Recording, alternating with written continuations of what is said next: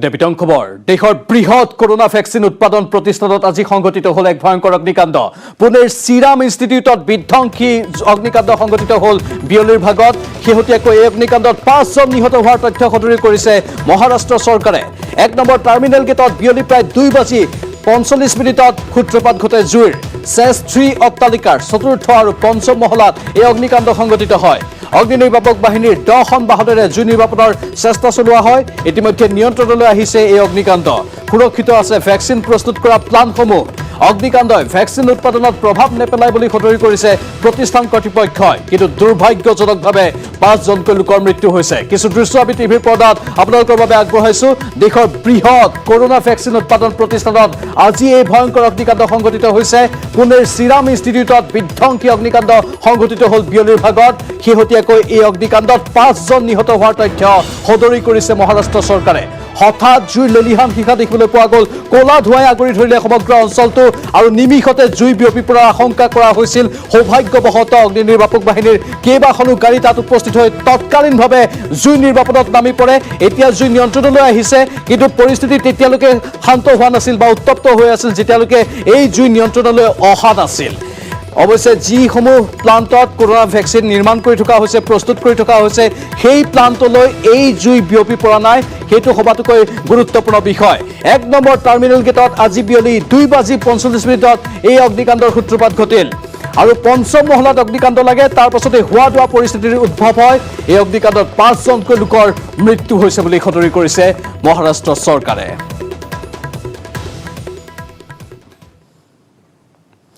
বিশ্বনাথৰ বিহালীত আল্ট্ৰা বাছৰ খুন্দাত নিহত হল ছাত্ৰ বিহালীৰ মাদুৰালীত সংঘটিত হৈছে পথ দুৰ্ঘটনাটো স্থানীয় লোকে পথ অৱৰোধ কৰি সাব্যস্ত কৰে প্ৰতিবাদ ভাঙি চুৰমাৰ কৰে দুৰ্ঘটনা সংঘটিত কৰা বাহনখন পৰিস্থিতি নিয়ন্ত্ৰণৰ কাৰণে আৰক্ষী আৰু অৰ্ধসামৰিক বাহিনী নিয়োগ কৰিবলগীয়া অৱস্থাৰ সূচনা হৈছে বিশ্বনাথ চাৰিআলিত অনুষ্ঠিত শ্ৰমিক গৰ্জন কাৰ্যসূচীত ভাগ লৈ ঘূৰি আহিছিল এই বাহনখন বিশ্বনাথৰ বিহালীৰ খবৰ আমি জনাইছো আল্ট্ৰা বাছৰ খুন্দাত নিহত হৈছে ছাত্ৰ তাৰ পাছতে পৰিস্থিতি উত্তপ্ত হৈ পৰিছে বিহালীৰ মাদুৰালীত সংঘটিত হৈছে এই পথ দুৰ্ঘটনা স্থানীয় লোকে পথ অৱৰোধ কৰি সাব্যস্ত কৰে প্ৰতিবাদ ভাঙি চুৰমাৰ কৰে দুৰ্ঘটনা সংঘটিত কৰা বাহনখন পাছত পৰিস্থিতি নিয়ন্ত্ৰণৰ কাৰণে আৰক্ষী আৰু অৰ্ধসামৰিক বাহিনী নিয়োগ কৰিবলগীয়া অৱস্থাৰ সৃষ্টি হয় বিশ্বনাথ চাৰিআলিত অনুষ্ঠিত শ্ৰমিক গৰ্জন কাৰ্যসূচীত ভাগ লৈ ঘূৰি আহিছিল বাহনখন তাৰ পাছতেই এনেধৰণৰ এই দুৰ্ঘটনা সংঘটিত হোৱাৰ লগে লগে উত্তপ্ত হৈ পৰে স্থানীয় লোকসকল বাহনখন ভাঙি চুৰমাৰ কৰে আৰু ৰাজপথতে অৱস্থান গ্ৰহণ কৰে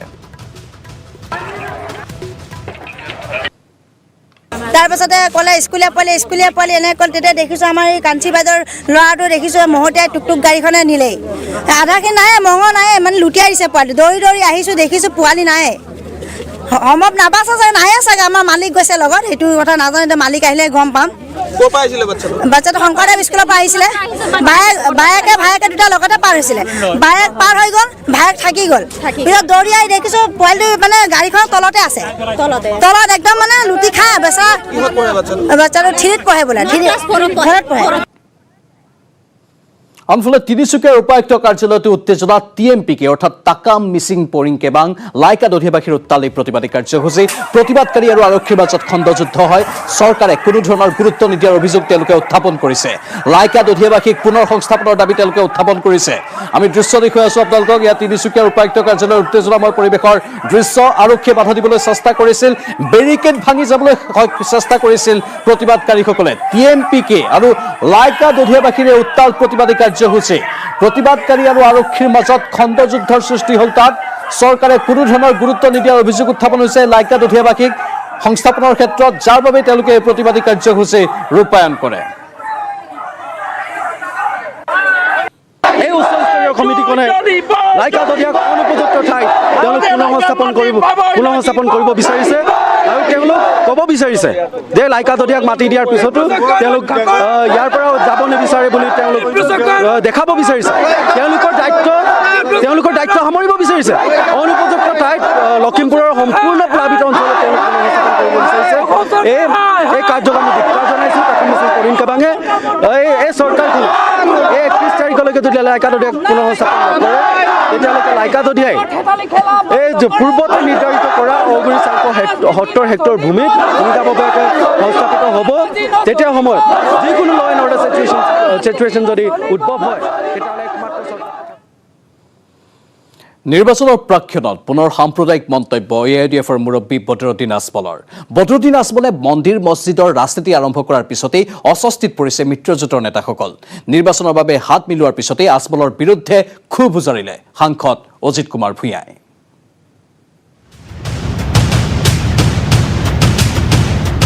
বাবরি মসজিদকে কে ভাঙছে বলুন না, শুনছে বলেন।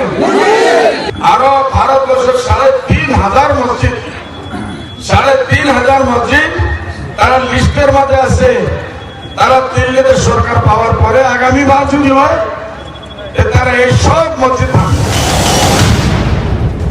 নিৰ্বাচনী প্ৰচাৰৰ নামত আজমলৰ উগ্ৰ সাম্প্ৰদায়িক মন্তব্য।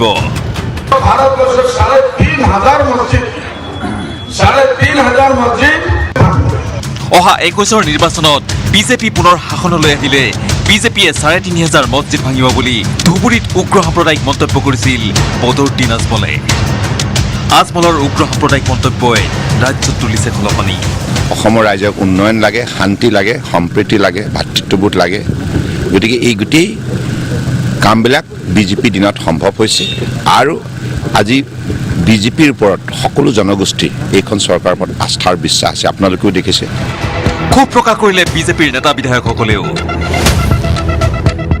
আজমল ডাঙৰীয়াই ভাবিছে নেকি যে তেওঁ মুছলিম সমাজৰ অভিভাৱক নেকি? তেওঁ ভাবিছে নেকি অসমৰ সকলো মুছলিম সমাজৰ তেওঁৰ মতে চলিব? বদৰুদ্দিন আজমল ডাঙৰীয়াৰ মন্তব্যটো হতাশাৰ প্ৰতীক। তেখেতসকলৰ যে গণভিত্তি নাই এই আৱাসটো তেখেতসকলে পাইছে। আজমলৰ হাতত আৰু বেলেগ কি কথা আছে? জৰা ফুকা আৰু এনেধৰণৰ মানে মানুহক ভয় খুওৱা কিছুমান বিষয় তেওঁলোকে একেবাৰে অশিক্ষিত যিসকল আমাৰ মুছলমান ভাই ভনী আছে তেওঁলোকৰ মাজত এই ধৰণৰ এটা অপপ্ৰচাৰ, মিথ্যাচাৰ তেওঁলোকে কৰে। প্ৰতিক্ৰিয়া প্ৰকাশ কৰিলে সদৌ অসম গৰিয়ামৰীয়া দেশী জাতীয় পৰিষদৰ ধুবুৰী জিলা সমিতিয়ে। আৰু তেখেতে কৈছে বিজেপি নেতৃত্বাধীন চৰকাৰখন যিখিনি সুবিধা দিছে সেইখিনি হাৰাম। তেখেতে ক'ত পালে হাৰাম বুলি তেখেতে আমাক জনাব লাগে। কাৰণ আমাৰ মাইনৰিটি মানুহ, ভাই, আমাৰ মহিলা, আমাৰ ল'ৰা ছোৱালী কি সুবিধা পোৱা নাই নেকি? আমাৰ উজ্বলা গেছ আমাৰ পাইছে, আমাৰ কৃষি সা সঁজুলিৰ কাৰণে ২,০০০ টকাকৈ পাইছে, অৰুণোদয় আঁচনিত আমাৰ মানুহ পাইছে, প্ৰধানমন্ত্ৰী আৱাস যোজনা ঘৰৰ আমাৰ মানুহ পাইছে। তেনেহ'লে এইখিনি সুবিধা কি তেখেতৰ কাৰণে আমি নল'ম নেকি? প্ৰতিক্ৰিয়া প্ৰকাশ কৰিছে অসম জাতীয় পৰিষদে। তেওঁলোকৰ মাজত কোনো পাৰ্থক্য নাই আৰু দুয়োটা দলৰ মাজত এটা মিলন আছে, গোপন বুজাবুজি আছে। গতিকে তেওঁলোকে এনেকুৱা ধৰণৰ সাম্প্ৰদায়িক মন্তব্য কৰে, সমাজখন বিভাজিত কৰিব, ধৰ্মীয় মেৰুকৰণ কৰিব। মাত্ৰ ২টা দিনৰ পূৰ্বে আজমলৰ AIDF চামিল হৈছিল বিৰোধী মহাজোঁট বন্ধনত। কি প্ৰতিক্ৰিয়া মিত্ৰজোঁটৰ সতীৰ্থ দলৰ? কংগ্ৰেছ সভাপতি ৰিপুণ বৰাই ক'লে মিত্ৰজোঁটক বিপাঙত পেলোৱা কথা নক'বলৈ তেওঁ আজমলৰ সৈতে কথা পাতিব। সেইটো আমি কংগ্ৰেছে কেতিয়াও এনেকুৱা কথা ক'তো আমি কোৱা নাই, নকওঁ। আমাৰ সেইটো তেওঁ কি কৈছে নকৈছে মই সেই কথাটো কালি মই শুনিছোঁ, কিন্তু মই ভালকৈ মই চেক কৰিম, আমি সুধিম আৰু তেওঁক সুধিম। আমি যিহেতু তেওঁ এলায়েন্সৰ আমি অংশীদাৰ হৈছোঁ, গতিকে আমি সুধিম, ডেফিনেটলি সুধিম। মই এই কথাটো মই খবৰ পাইছোঁ, কালিয়ে মোক কিছুমানে কৈছে। আমি সোধপোছ কৰিম কথাটো কি, কেনেকুৱা ধৰণৰ কি কথা, আৰু সোধপোছ কৰি আমি চাম এইটো কথাটো যাতে ভৱিষ্যতে এনেকুৱা কথাবিলাক, এনেকুৱা ধৰণৰ কথা আমাৰ কোনো অংশীদাৰে যাতে নকয়, আমি সেইটো নিশ্চিত। ধন্যবাদ। ইফালে আজমলৰ দলক সাম্প্ৰদায়িক দল বুলি পূৰ্বৰে পৰা প্ৰচাৰ চলাই আহিছে ৰাইজৰ দলে। বিৰোধী মহাজোঁট গঠনৰ পূৰ্বে AIDFৰ সৈতে কংগ্ৰেছৰ মিত্ৰতাক লৈ কৌশলী মন্তব্য কৰি অহা সাংসদ প্ৰদ্যুৎ বৰদলৈয়ে ৰাইজৰ দলক উভতি ধৰি ক'লে অখিল গগৈয়ে আজমলক যি হাৰত প্ৰশংসা কৰি আহিছে সেই হিচাপত আজমল আৰু AIDFক সমালোচনা কৰিবলৈ অখিল গগৈ কিংবা ৰাইজৰ দলৰ কোনো অধিকাৰ নাই। অখিল গগৈ ডাঙৰীয়াৰ কৃষক মুক্তি সংগ্ৰাম সমিতিয়ে দেখোন আগতে দেখোন আজমল ডাঙৰীয়াক বহুত প্ৰশংসা কৰি থৈছে। আগতে দেখোন আজমল ডাঙৰীয়াৰ লগতে UDFৰ লগতে দেখোন কাম কৰিছিলে, বিভিন্ন ধৰণে তেওঁলোকে প্ৰগ্ৰেমত অংশগ্ৰহণ কৰিছিলে। গতিকে হঠাতে আজি আজমল ডাঙৰীয়াৰ UDF সাম্প্ৰদায়িক হ'ল, সেইটো তেওঁলোকৰ কথা। কিন্তু তেওঁলোকে বিচাৰ কৰিব লাগিব। তেওঁলোকে যদি কোৱা ধৰণেৰে যদি সঁচাকৈ যদি তেওঁলোকে বিজেপিৰ অপশাসন যদি তেওঁলোকে ৰোধ কৰিব বিচাৰে, তেওঁলোকে বিচাৰ কৰিব লাগিব তেওঁলোকে আচলতে কাক সহায় কৰিব খুজিছে। কিন্তু সহযোগী মিত্ৰদল আঞ্চলিক গণমৰ্চাৰ হৈ অজিত ভূঞাই স্পষ্টকৈ গৰিহণা দিলে আজমলৰ ভাষ্য। এখোপ চেৰাই গৈ এইবাৰ সাংসদ অজিত ভূঞাই ক'লে আজমল কোন? মই ইয়াৰ পৰা আঞ্চলিক গণমৰ্চাই গৰিহণা দিছোঁ আজমলক, গৰিহণা দিছোঁ। এনেকুৱা সাম্প্ৰদায়িক কথা বতৰাই সমাজক বিনষ্ট কৰিব, সমাজত ক্ষতিসাধন কৰিব। আমি হিন্দু যেনেকৈ সাম্প্ৰদায়িকতাক ঘৃণা কৰোঁ, একেধৰণে মুছলিম সাম্প্ৰদায়িকতাকো ঘৃণা কৰোঁ। আমি হিন্দু সন্ত্ৰাসবাদীক ঘৃণা কৰোঁ, মুছলিম সন্ত্ৰাসবাদীকো ঘৃণা কৰোঁ। এখন ধৰ্ম নিৰপেক্ষ ৰাষ্ট্ৰ, তাত নেতাসকলে খুব ৰেছপনচিবল হৈ পেলাই কথা ক'ব লাগে। সেই কথাটো মই স্পষ্ট কৰি কৈছোঁ। Bureau report, news 18 Assam north east.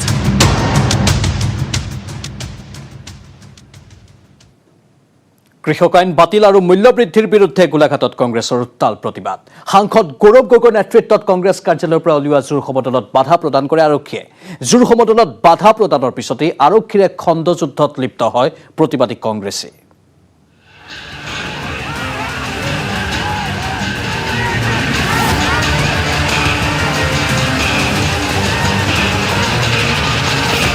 নিৰ্বাচনী প্ৰচাৰৰ ধামখুমীয়াত হঠাৎ আৰক্ষী কংগ্ৰেছৰ খণ্ডযুদ্ধ।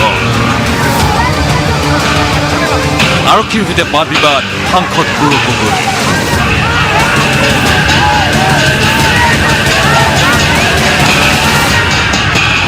গোলাঘাটত কৃষক আইন বাতিল আৰু মূল্যবৃদ্ধিৰ বিৰুদ্ধে কংগ্ৰেছে সাব্যস্ত কৰিছিল প্ৰতিবাদ।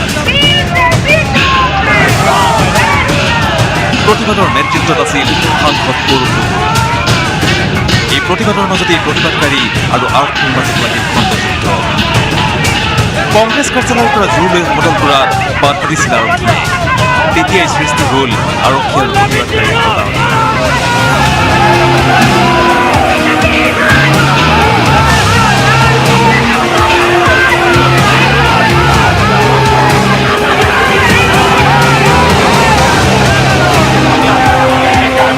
এই হতাহতিৰ মাজতেই আৰক্ষীৰ সৈতে তৰ্কাতৰ্কিত লিপ্ত হ'ল সাংসদ গৌৰৱ গগৈ।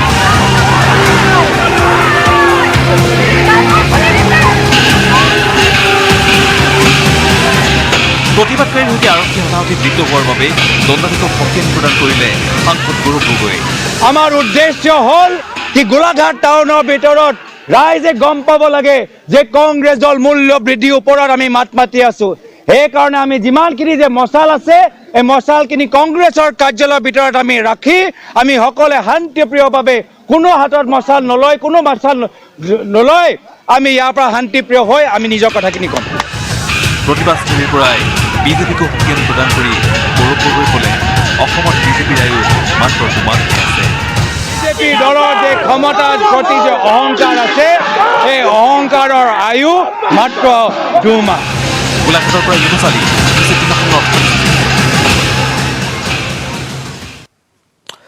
প্ৰাইম টাইম মিটিৰত এইখিনিতে সময় হৈছে বাণিজ্যিক বিৰতিৰ, কিন্তু অতি সোনকালে উভতি আহিম আৰু কেইবাটাও গুৰুত্বপূৰ্ণ খবৰ জনাম।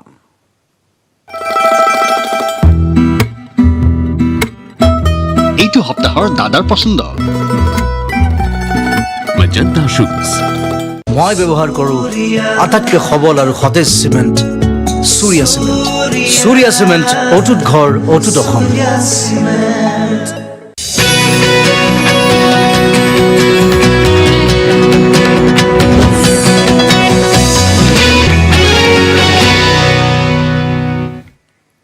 আপুনি চাই আছে প্ৰাইম টাইম 18। বাইবেলত হাত থৈ আমেৰিকাৰ 46 সংখ্যক ৰাষ্ট্ৰপতি হিচাপে শপত গ্ৰহণ কৰিলে জোচেফ ৰবিনহুড বাইডেন, চমুকৈ জো বাইডেনে। উপৰাষ্ট্ৰপতি হিচাপে শপত গ্ৰহণ কৰে ভাৰতীয় বংশোদ্ভৱ কমলা হেৰিছে। ৰাষ্ট্ৰপতি উপৰাষ্ট্ৰপতিৰ শপত গ্ৰহণক লৈ উৎসৱমুখৰ পৰিৱেশে বিৰাজ কৰে Washington ডিচিৰ Capitol হিলত।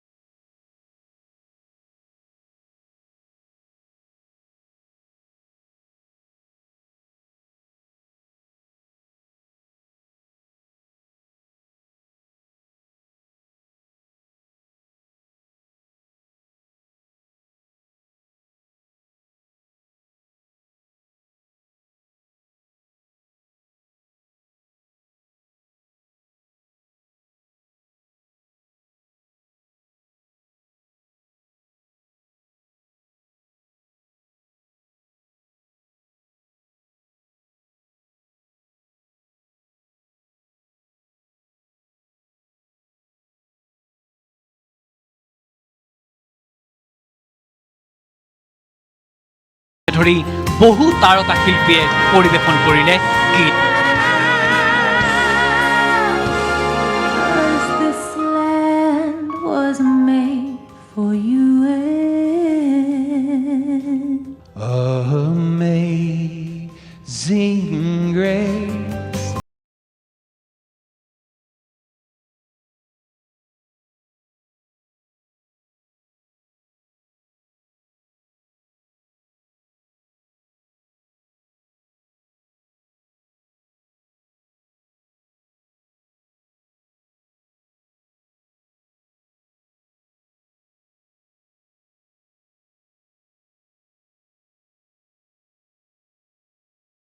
Clinton, George Bush আৰু Barack ওবামাই।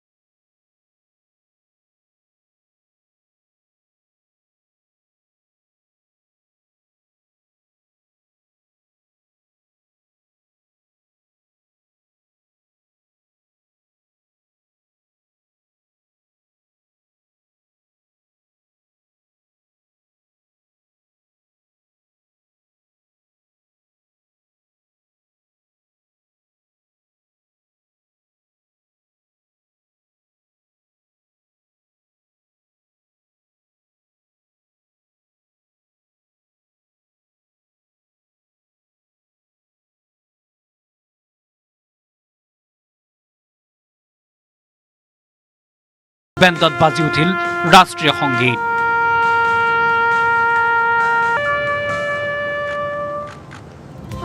News desk report, news 18 Assam north east.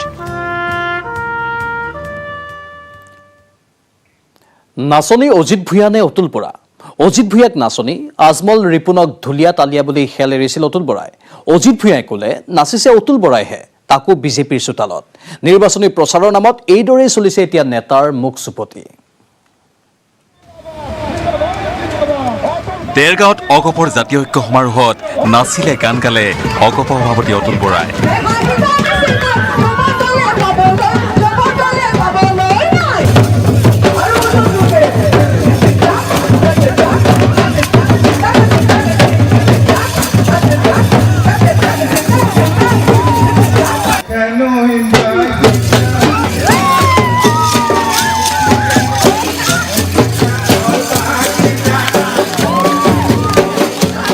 কটাক্ষ কৰিলে অজিত ভূঞাই।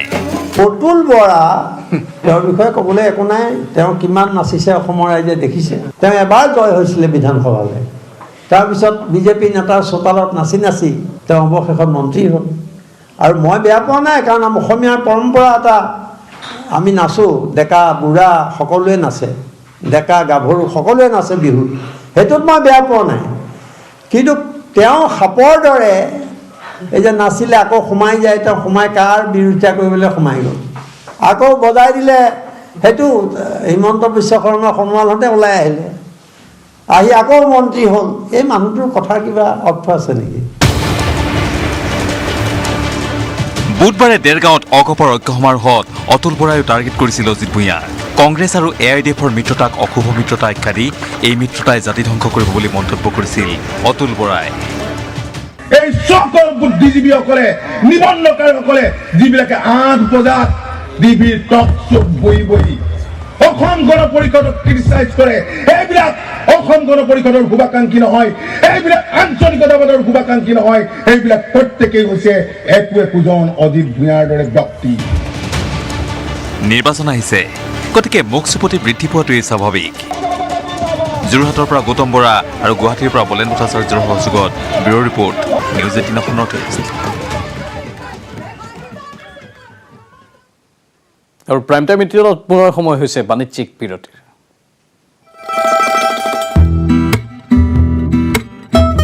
এইটো সপ্তাহৰ দাদাৰ পছন্দ মেজেণ্টা শুজ। মই ব্যৱহাৰ কৰোঁ আটাইতকৈ সবল আৰু সতেজ cement, Surya cement. Surya cement, অটুট ঘৰ, অটুট অসম।